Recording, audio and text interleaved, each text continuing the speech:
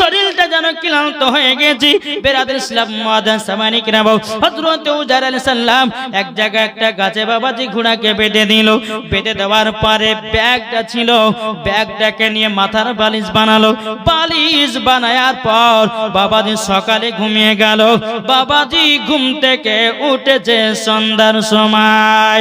ঘুম থেকে যখন বাবা সন্ধ্যার সময়তে উঠেছে রে বাবা, এদিকে বেরাদর হযরত উজাইর আলাইহিস সালাম তিনি আপনার ঘোড়ার দিকে তাকায়, ঘোড়ার কোনো চিহ্ন নাই, ঘোড়ার কিছু বাবা চিহ্ন নাই। এদিকে বেরাদর ইসলাম মুআজ্জান সামানিক রাও হযরত উজাইর আলাইহিস সালাম তিনি আপনার আল্লাহ পাক আল্লাহ তাআলাকে বলছে, বল আল্লাহ গো ওগো রব্বুল আলামিন, ওগো রব্বুল আলামিন আপনার কাছে একটা আবেদন করতে চাই। ওগো আল্লাহ আমি তো এই গাছেতে ঘোড়া বেঁধে রেখেছিলাম, ঘোড়ার তো কোনো চিহ্ন নয়। আল্লাহ বলছে ওগো উজাইর তুমি কি জানো নাকি ঘুম থেকে কখন উঠেছো? হযরত উজাইর আলাইহিস সালাম বলছে আল্লাহ আমি তো সকাল বেলাতে ঘুমালাম, সন্ধ্যা বেলাতে উঠেছি।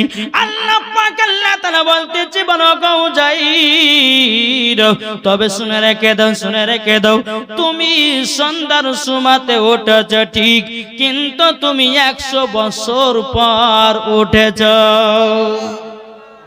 জড়ো হবে না? 100 বছর পর ঘুম থেকে উঠেছে। হযরত উজাইর আলাইহিস সালাম বলছে আল্লাহ আমি তো সকালে ঘুমালাম, সন্ধ্যা উঠেছি, এর মধ্যে 100 বছর হয়ে গেল। আল্লাহ পাক আল্লাহ তাআলা বলছে গো উজাইর যেই গাছে তুমি ঘোড়া বেঁধে রেখেছিলা গাছটাকে দেখতে পাচ্ছ নাকি? বলে না গাছটা তো দেখা যায় না। বলে ঘোড়া দেখতে পাচ্ছ? বলে না। আল্লাহ বলছে গো উজাইর ওই গাছের গোড়াতে যাও, কিছু ছোট ছোট হাড্ডি পাওয়া যাবে, ওই হাড্ডির কাছে গিয়ে তুমি একটু চোখের পানি ফেলায়া দাও, আবারও ঘোড়া জীবিত হয়ে যাবে। জোরে বলেন না সুবহানাল্লাহ। হযরত উজাইর আলাইহিস সালাম বলতেছে বলো গো রব্বুল আলামিন আমি যদি সকালে ঘুমাই সন্ধ্যাতে উঠি, কিন্তু আল্লাহ গো আমার ব্যাগে তো খেজুর আর আঙুর ঢোকানো ছিল, কিন্তু আল্লাহ গো 100 বছর পর যদি ঘুম থেকে উঠি খেজুরও তো পচে যাবে, আঙুরও তো পচে যাবে। পচবে না? পচবে না? হ্যাঁ ওদের ধুড়ে পাওয়া যাবে খেজুর আঙ্গুর 100 বছর পর। উজাইর আলাইহিস সালাম বলছে আল্লাহ গো ওগো রব্বুল আলামিন আমি তো ব্যাগ খুলে দেখতেছি খেজুর পচে নাই, আঙ্গুর পচে নাই, ব্যাপারটা কি? আল্লাহ পাক আল্লাহ তাআলা বলতেছে বলো গো আমার ওগো আমার উজাইর আলাইহিস সালাম তোমার খেজুর আঙ্গুর গুলো পচনি একটার কারণে তোমার শরীরের সঙ্গে টাচ ছিল, তারই জন্য আঙ্গুরও পচে না, খেজুরও পচে না। জোরে বলেন না সুবহানাল্লাহ। এ বাবা তাইলে এখানে বোঝা গেল নবীগণের সঙ্গে যদি সামান্য খাবার জিনিস টাচ করে যদি পচা সম্ভব না হতে পারে, তাইলে বলুন না নবীর সঙ্গে সম্পর্ক থাকলে পরে মরার পরে আপনার কবরে লাশ পচবে নাকি? কি গো পচবে? পচবে না? পচবে না। আমার আল্লাহ পাক আল্লাহ তাআলা বলছো গো আমার বান্দা বান্দিরা তোমরা আলেমদের সঙ্গে সম্পর্ক রাখো। আল্লাহ পাক আল্লাহ তাআলা বলতেছি কাল কিয়ামতের ময়দানে কোন বান্দা যদি একজন মদখোরের সঙ্গে যদি সম্পর্ক রাখে, ওই মদখোরের সঙ্গে তার কিয়ামতের ময়দানে হাসরের মাঠে বাবা তার সঙ্গে হাসর হবে। একজন মাওলানার সঙ্গে যদি সম্পর্ক রাখা হয়, একজন মাওলানার সঙ্গে যদি মহব্বত রাখা হয়, ওই আলেমের সঙ্গে হাসরের মাঠে তার হাজার হবে। এই বাবাজি তাই আমার আলিমউদ্দিন নকশবন্দি রহমাতুল্লাহ আলাইহি বলেছে বৃক্ষ তুমি কেমন ফলে তোমার পরিচয়। জোরে বলুন না সুবহানাল্লাহ। বাবাজি মুসলমান ভাইরা এই শোনা মানে কেরাও তাইলে এখানে বোঝা গেল নবীগণদের সঙ্গে যদি সম্পর্ক রাখা হয় বাবাজি মরার পরে তাদের শরীর পচে না, তাদের শরীর সড়ে না, তাদের শরীরে পোকা লাগে না, তাদের শরীরে মাছি লাগে না, তাদের শরীরে গন্ধ ধরে না। জোরে বলেন। নবীগণের সঙ্গে সম্পর্ক রাখলে, ওলিগণদের সঙ্গে সম্পর্ক রাখলে, আলেমদের সঙ্গে সম্পর্ক রাখলে আমার আল্লাহ বলতেছে মরার পরে তাদের শরীরে গন্ধ ধরবে না। তাইলে বলুন আমরা নবীগণকে মহব্বত করতে রাজি আছি না নাই? এটা হাত তুলে দেখেন না, এটা জোরে হাত তুলেন। আমরা নবীগণকে বাবাজি সম্পর্ক আমরা নবীর পথে দরুদ পড়ব, নবীর পথে সালাম পড়ব, নবীকে আমরা মোহাব্বত করব, নবীর সুন্নাতকে মেনে চলব। এই বাবাজি মুসলমান ভাইরা, আমার আল্লাহ পাক আল্লাহ তাআলা বলতেছো গো আমার বান্দা বান্দিরা, তোমরা যখন নবীকে এক বিন্দু যখন মোহাব্বত করে নিতে পারবা, মরার পরে তোমরা জান্নাতি হবা। জোরে বলেন না সুবহানাল্লাহ। বাবাজি মুসলমান ভাইরা, এ সোনা মানিকেরা, আপনাদেরকে বলতে চাই, আচ্ছা বাবাজি আমরা 1 নাম্বার মুসলমান না 2 নাম্বার মুসলমান? এটা বলেন না, এটা জোরে বলেন না, এটা হাত তুলে দেখেন 1 নাম্বার কারা কারা। তাহলে 1 নাম্বার যদি হন একটু সামনের দিকে এগিয়ে আসবেন, আর 2 নাম্বার যদি হয় তো পেছনে থাকবেন। কি গো আগাবেন না? এটা আগে চলেছেন আগে। বাবা যে কবি বলতে আছে, জন্ম আমারি নবী যোগে হলে কেমন হতো, জন্ম আমারি নবী যোগে হলে কেমন হতো, দুনয়নের রাসূল পাক, দুনয়নের রাসূল পাক দেখিলে কেমন হতো, জন্ম আমারি নবী যোগে হলে কেমন হতো, দুনয়নের রাসূল পাক, দুনয়নের রাসূল পাক দেখিলে কেমন হতো, জন্ম আমারি নবী যোগে হলে কেমন হতো। জোরকান সুবহানাল্লাহ। আসতো ভেসে হাজরতে বেলালের মধুর আযান, আসতো ভেসে হাজরতে বেলালের মধুর আযান, যে আযানে ইয়াত প্রেম মুগ্ধ রহমান, দয়াল নবীর পেছে নমাজ পড়লে কেমন হতো, দয়াল নবীর পেছে নমাজ পড়লে কেমন হতো, দুনয়নের রাসূল পাক, দুনয়নের রাসূল পাক দেখিলে কেমন হতো, জন্ম আমার নবী যোগে হলে কেমন হতো। জোরকান সুবহানাল্লাহ। দিন কতই আলোচনায় থাকতাম আমি অদম, সামনে রাসূল পাক হতো, পাশে সাহাবাগান। জোরে বলেন, একটু জোরে হবে না? দিন কতই আলোচনায় থাকতাম আমি অদম, সামনে রাসূল পাক হতো, পাশে সাহাবাগণ, আবু বকর ওমর উসমান আলী সঙ্গী কেমন হতো, আবু বকর ওমর উসমান আলী সঙ্গী কেমন হতো, দুনয়নের রাসূল পাক দেখিলে কেমন হতো, দুনয়নের রাসূল পাক দেখিলে কেমন হতো, জন্ম আমারি নবী যোগে হলে কেমন হতো। জোরকান সুবহানাল্লাহ। বাবাজি মুসলমান ভাইরা, তাইলে আমাদেরকে এখন বেরাদার ইসলাম মুআজ্জাজ সামানি কিরাম, আল্লাহ পাক আল্লাহ তাআলা বলছো আমার বান্দা বান্দিরা, তোমাদের ভিতরে ঈমান আকীদা ঠিক করো, মরার পরে জান্নাতি জান্নাতি। এখন কোন বক্তা যদি এসে বলে যে নবীর প্রতি দুরূদ কাম পড়া চলবে না, তার কথা মানা চলবে, জোরে বলেন না বাবাজি। এই যে নেট পাই আছে বাবা, বুঝলেন? হ্যাঁ, কিছু কিছু জেনারেল শিক্ষিত বাংলা পড়েছে, এরা বাবাজি এদেরকে বলা হয় নেট ফারাজি। কি বলা হয়?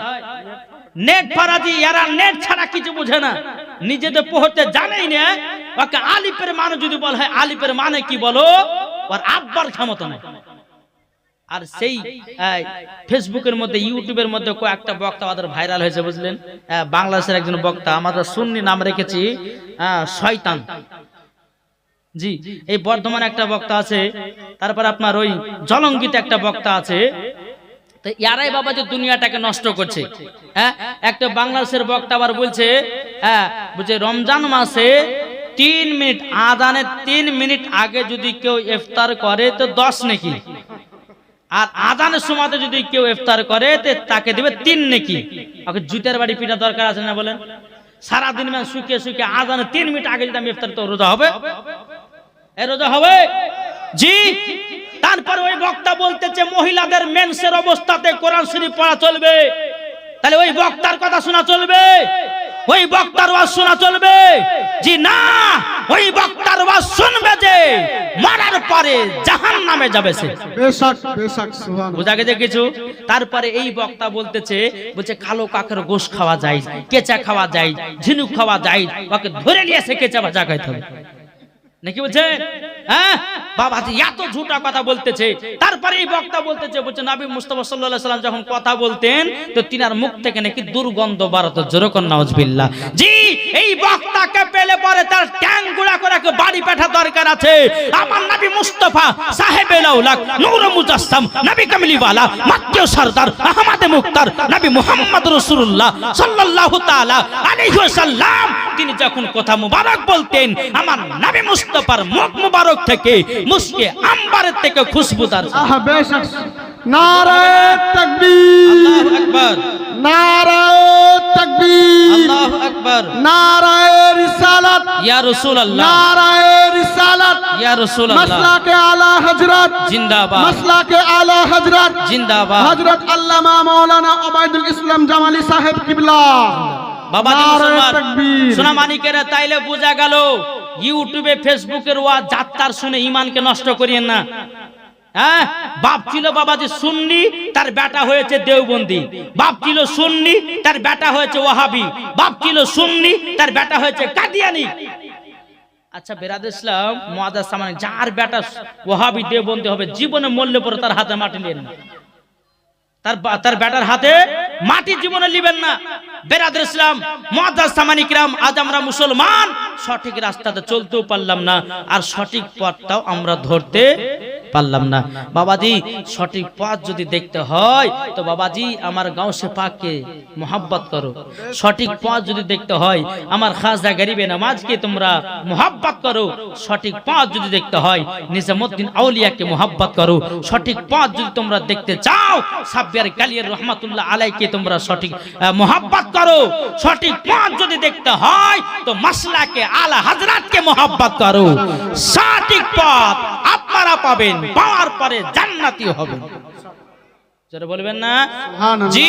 তো বাবাজি মুসলমান সোনা মানিকেরা, এইটুকু ঈমান আকীদা নিয়ে ওয়াজ করলাম, এবার মায়েদের দিকে করতে হবে। আমি যেটা আপনাদের এলাকাতে এসেছি বাবা হোমিওপ্যাথি ওষুধ দেওয়ার লাগে। কি ওষুধ বললাম? হোমিওপ্যাথি ওষুধ, মানে হোমিওপ্যাথি ওষুধ খেলে আস্তে আস্তে কাজ করে না, আর অ্যালোপ্যাথি খেলে তাড়াতাড়ি করে। তো আস্তে আস্তে দিব যেন মহিলাদের কাজ হয়। কি গো ঠিক না? জি, একবার দূর পড়ুন আল্লাহুম্মা সাইয়্যিদানা মাওলানা মুহাম্মদ ওয়ালা আলে মাওলানা মুহাম্মদ। আমি চাই না বেহেশত, আমি চাই না জাহান্নাম, আমি চাই না বেহেশত, আমি চাই না জাহান্নাম। আমারি কপালে লিখে দিও দয়াল নবীর নাম। যারা হয় না আমারি কপালে লিখে দিও দয়াল নবীর নাম। যারা নবীর আশিকি প্রেমিক হবে যাবে তারা চলে শুধু মদিনাতে। যারা বলেন যারা নবীর আশিকি প্রেমিক হবে যাবে তারা চলে শুধু মদিনাতে।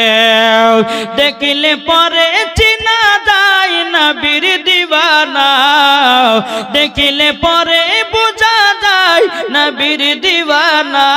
আমার কপালে লিখে দিও দয়াল নবীর নাম। জোরে বলুন সুবহানাল্লাহ।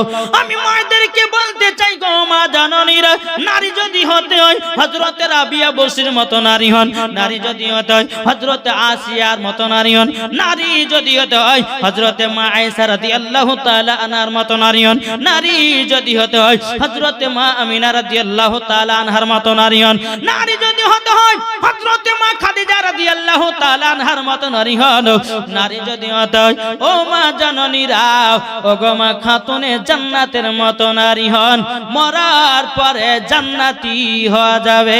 জোরে বলুন না সুবহানাল্লাহ। যেই মা ফাতেমা জীবনে বাবা একটা মিথ্যা কথা বলতো না, তার নাম হলো মা ফাতেমা। জোরে বলেন। যেই মা ফাতেমা জীবনে ঝগড়া করতো না, যেই মা ফাতেমা দিলে বাবা চুল পরিমাণে হিংসা ছিল না, তার নাম হলো মা ফাতেমা। জোরে বলুন না সুবহানাল্লাহ।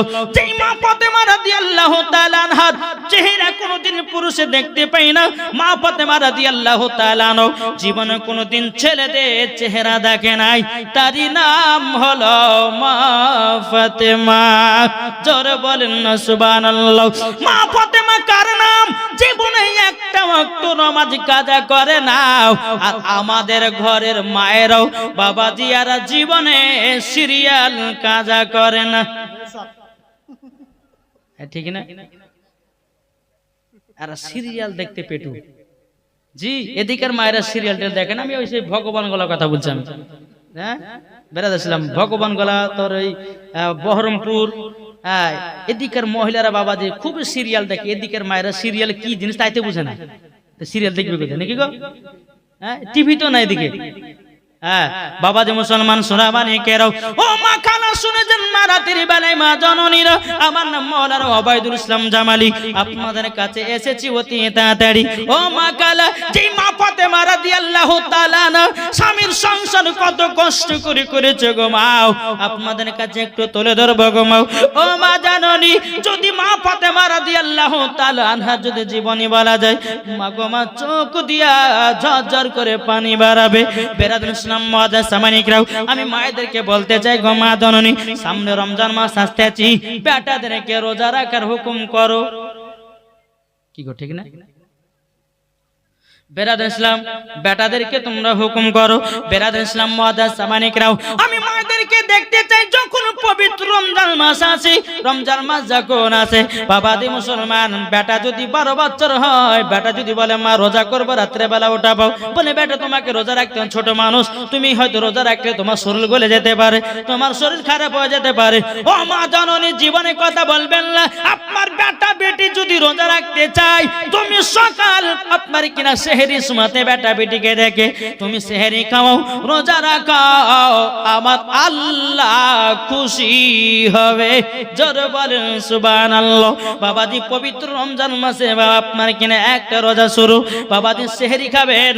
মা ফাতেমা রাদিয়াল্লাহু তাআলা আনহা তিনি বলতে চান, বলো গো আমার বেটা ইমাম হাসান ইমাম হোসেন, জলদি করে উঠে যাও, তোমাদেরকে সেহরি খেতে হবে, তোমাদেরকে রোজা রাখতে হবে।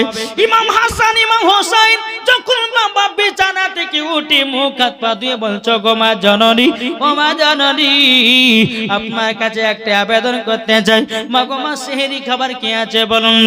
খাতুনে জান্নাত বলছে, বেটা গো, ও গো বেটা শোনো গো, আমার বাড়িতে খাবার বলতেছে এরকম কিছু নাই। ও গো বেটা, প্রথম রোজাতে তোমরা 2 ভাই খাবে খেজুর আর পানি। জোরে বলেন সুবহানাল্লাহ। ইমাম হাসান ইমাম হোসেন বলছে, মা গো, ও গো মা জননী, আমরা 2 ভাই খেজুর আর পানিকে রোজা করলাম। খাতুনে জান্নাত আল্লাহর কাছে দোয়া করে বলে, জানলা গো, ও গো রব্বুল আলামিন, আমার 2 বেটা ইমাম হাসান ইমাম হোসেন তারা রোজা রাখার জন্য সেহরি খেয়ে নিয়েছি, আল্লাহ শুধু খেজুর আর পানি। বেরাদুল ইসলাম মুআদ্দাস সামানিকরাও, খাতুনে জান্নাত মা ফাতেমা রাদিয়াল্লাহু তাআলা আনহা তিনি বলতেছে, ও গো ইমাম হাসান ইমাম হোসেন, ও ওগো বেটারাও তোমরা কি দুঃখ কষ্ট পেয়েছো নাকি? ইমাম হাসান ইমাম হোসেন বলছে মা গো মাও আমরা কোনো দুঃখ পাই নাই, কষ্ট পাই নাই। সারাদিন মান চলে গেল, বাবাজি ইফতারের টাইমে ইমাম হাসান ইমাম হোসেন বলছে গো মা জননী আমাদের ইফতার কি আছে বলুন না। খাতুনে জান্নাত মা ফাতেমা রাদিয়াল্লাহু তাআলা নাও তিনি বলছে গো বেটারা তোমাদের জন্য ইফতার হবে, এটাও হলো খেজুর আর পানি। জোরে বলেন সুবহানাল্লাহ। খেজুর আর পানি। বাবাজি মুসলমান ভাইরাও যখন বাবাজি প্রথম রোজাতে আপনার সেহরি খেলো খেজুর পানি, ইফতার করলেও খেজুর আর পানি দিয়ে। আমাদের ঘরে ছেলেরা করবে কি গো? তুমি ভাত রান্না করছো না, কাল থেকে রোজাই করবে না বলবে না। কিন্তু বাবাজি দেখেন দুই সন্তান বাবাজি কেমন ভাবে কষ্ট করে বাবা রোজা রাখতেছি। বেরাদার ইসলাম মাদার সামানিকরাম প্রথম রোজা যখন বাবা পার হয়ে গেল, পার হয়ে যাওয়ার পরে দ্বিতীয় রাত্রিতে বাবা সেহরি খাওয়ার টাইমে খাতুনে জান্নাত মা ফাতেমা রাদিয়াল্লাহু তাআলা আনহা তিনি বলতেছ গো আমার বেটারা, ও বেটারা তোমরা শোনো গো শোনো, ও গো বেটারা চলো তোমাদেরকে সেহরি খেতে হবে। বলে তাই নাকি? বললাম তোমরা সেহরি খাবে, চলো ওঠো। দুই বেটা আপনার ইমাম হাসান ইমাম হুসাইন উঠেছে বাবা। ওঠার পরে বলছো গো মা জননী, মা জননী ও গো মা আমরা কি আজ সেহরি খাবো? খাতুনে জান্নাত বলতেছ গো আমার বেটারা আজকেও তোমাদের জন্য খেজুর আর পানি। জোরে বলেন সুবহানাল্লাহ। খেজুর আর পানি। ইমাম হাসান ইমাম হুসাইন বলছে মা গো ও মা জননী আমরা তো প্রথম রোজাতে আমরা খেজুর পানিকে রোজা করেছি, ওগো মা জননী দ্বিতীয় রোজাতেই আমরা খেজুর আর পানি খেয়ে করলাম গো মা। ওগো মা জননী একটু ভালো খাবার পাওয়া যাবে না গো মা? খাতুনে জান্নাত বলতেছে বলে বেটারা একটু সহ্য সবর করো। আল্লাহ পাক আল্লাহ তাআলা বলতেছে ইন্নাল্লাহা মা'আস সাবিরিন। আল্লাহ পাক আল্লাহ তাআলা সবরকারীর সঙ্গে সব সময় থাকেন। জোরে বলেন না সুবহানাল্লাহ। ও বেটারা তোমরা চিন্তা করো না গো, তোমরা দ্বিতীয় রোজাটা রেখে দাও, রেখে দাও। বাবাজি মুসলমান ভাইরা দ্বিতীয় রোজা যখন রাখা হলো, রাখার পরে আপনার কোন সন্ধ্যা নেমে আসতেছে, ইফতারের টাইম হয়ে আসতেছে। খাতুনে জান্নাত মা ফাতেমা রাদিয়াল্লাহু তাআলা আনহাকে বলতেছে ইমাম হাসান ইমাম হোসেন বলতেছে গো মা জননী আজকে আমাদের কি ইফতার হবে? খাতুনে জান্নাত চোখের পানি ফেলে বলছে বেটারাও ওগো বেটারা তোমরা দুঃখ করো না, তোমরা কষ্ট পেও না, কষ্ট পেও না। আজকেও তোমাদের জন্য খেজুর আর পানির ব্যবস্থা। ইমাম হাসান ইমাম হুসাইন বলতেছে বলো গো মা জননী মা সহ্য করতে পারি না গো মা। ও গো মা আমরা ভাবলাম আমাদের ইফতার হয়তো আমাদের একটু ভারী খাবার হবে। খাতুনে জান্নাত বলতেছে বেটারা তোমরা টেনশন করো না, তোমরা আজকে খেজুর আর পানি দিয়ে ইফতার করো, তোমাদেরকে আল্লাহ সাহায্য করবে। জোরে বলেন না সুবহানাল্লাহ। বাবাজি মুসলমান ভাইরা যখন দ্বিতীয় রোজা এইরকম ভাবে যখন বাবা রাখা হলো, রাখার পরে বেরাদার ইসলাম মাদার সামানিকেরাম এ সোনা মানিকেরও আমার বাবাজি 3 দিনকে রাত্রিতে বাবাজি 3 নম্বর রোজাতে খাতুনে জান্নাত মা ফাতেমা রাদিয়াল্লাহু তাআলা আনহা আবার বাবাজি ইমাম হাসান ইমাম হুসাইনকে বলছে বেটারাও জলদি করে বিছানা থেকে উঠে যাও, বেটারা উঠে যাও, তোমাদেরকে ইফতার সেহরি খেতে হবে। বেরাদার ইসলাম মাদার সামানিকরাও ইমাম হাসান ইমাম হুসাইন আসার পরে বলছে মা গো আজকে কি আমাদের জন্য সেহরি খাবার ভালো হবে না? খাতুনে জান্নাত চোখের পানি ফেলে বলছে বেটারাও ওগো বেটারাও একটু সহ্য সবর করে আপনার কিনা সেহরিটা খাও। বেরাদার ইসলাম মাদার সামানিকরাও ইমাম হাসান ইমাম হুসাইন বলতেছে বলো গো মা জাননী আমরা তো 5 দিন খেজুর পানিকে রোজা করলাম, ওগো বেটা একটু সহ্য সবর করো। বাবাজি 3টা রোজাতেও খেজুর আর পানিকে বাবাজি আপনার ইফতার আপনার সেহরিটা করলেন। সেহরিটা করার পরে সারাদিন মান চলে যায়। আসরের নামাজের পর বলতেছ গো মা জননী, দেখো দেখো দেখো মক্কাতে কত বাচ্চা বাচ্চা ছেলের বাপেরাও তার কত মন্দ ভালো মন্দ খাবার নিয়ে যায়, কত ফল নিয়ে যায়। মা গো আমাদের কি ভালো মন্দ হবে না? আমার খাতুনে জান্নাত বলছে বেটারা তোমরা টেনশন করো না, তোমরাও খাবার খেতে পাবা। জোরে বলেন বাবাজি মুসলমান ভাইরাও, এই সোনা মানিকেরাও, খাতুনে জান্নাত মা ফাতেমা রাদিয়াল্লাহু তাআলা না, তিনি আসরের নামাজের পর বাবাজি 2 রাকাত নফল নামাজ পড়লেন, আল্লাহর কাছে হাত তুলে দোয়া করতে চাইলেন, আল্লাহ ওগো রব্বুল আলামিন, ওগো রব্বুল আলামিন, আপনার কাছে একটা আবেদন করব গো আল্লাহ, আল্লাহ আমার বেটারা 2 দিন ধরে কষ্ট করে রোজা রাখতেছে, আল্লাহ গো আমার বেটাদের জন্য খাবারের ব্যবস্থা করে দিন। জোরে বলেন সুবহানাল্লাহ। আল্লাহ পাক আল্লাহ তাআলা বলছো গো আমার জিবরিল আমিন জান্নাত থেকে ফলমূল খাবার নিয়ে যাও, খাতুনে জান্নাতের বাড়িতে রেখে দাও। জোরে বলেন সুবহানাল্লাহ। বাবাজি মুসলমান ভাইরা, এদিকে ইমাম হাসান ইমাম হোসেন বলছে মা গো আমাদেরকে আজকে খেজুরের পানি খেয়ে কি ইফতার করতে হবে। বলতেছে বেটারাও তোমরা তো নিজে নিজে বসো, আল্লাহ যেটা আমাদের কপালে রেখেছে সেটাই আমাদের জড়বে।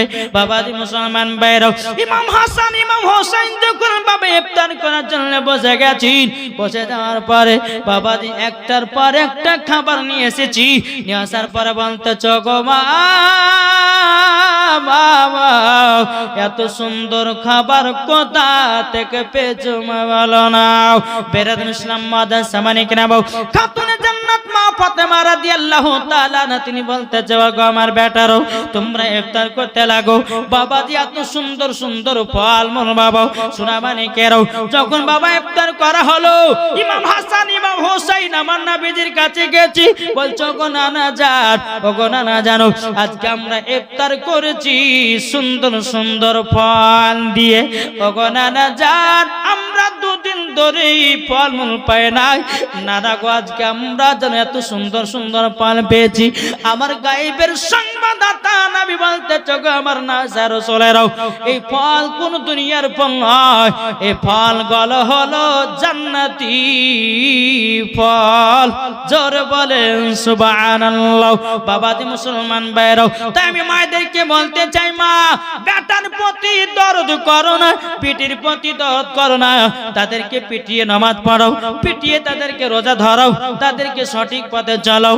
কেননা আমার আলিমউদ্দিন নকশবন্দি রাহমাতুল্লাহ আলাইহি বলেছে বৃক্ষ তুমি কেমন ফলে তোমার পরিচয়। মা যদি নামাজি হয় বেটিও নামাজি হবে, মা যদি পর্দাবালি হয় বেটিও পর্দাবালি হবে, মা যদি কোরআন পড়ে বেটিও কোরআন পড়বে, মা যদি রোজা করে বেটিও রোজা করবে, বাপ যদি নামাজি হয় বেটা নামাজি হবে, বাপ যদি কোরআন পড়ে বেটাও কোরআন পড়বে, বাপ যদি ভালো পথে চলে বেটাও ভালো পথে চলবে। তাই আমার আলিমউদ্দিন নকশবন্দি রাহমাতুল্লাহ আলাইহি বলেছি বৃক্ষ তুমি কেমন ফলে তোমার পরিচয়। জোরে বলুন সুবহানাল্লাহ। যেমন গাছ হবে বাবাজি তেমন ফল ধরবে। কি গো এখনকার মা বোনরা তো বেটা বেটিকে শিক্ষা দিচ্ছে কি জানে, বলছে বেটা কাঁদিস নে, তখন বলছে মোবাইলটা লে দে আর শফিকের ভিডিও দেখ, আর ঠিক না কার্টুন দেখ ডিম দেখ কত কত কত কত বাবাজি জিনিস দেখায় বেটাদেরকে ভুলাইয়া দিচ্ছে। কিন্তু মা গো আপনার বেটার হাতে মোবাইলটা দিয়েছো, আপনার পায়ে আপনি কোরআন মেরেছেন। বাচ্চা থেকে হাতে যদি মোবাইল নিয়ে বড় হয়, বড় হওয়ার পরে যদি বিবাহ শাদী করে, ওই সন্তান কখনো বাপ মাকে ভাত দিবে না, মুখে লাথি মারবে। কি গো ঠিক না, মুখে লাথি মারবে। যে বাচ্চা হাতে মোবাইল, বাচ্চার হাতে মোবাইল, আমরা যখন বাচ্চা কালে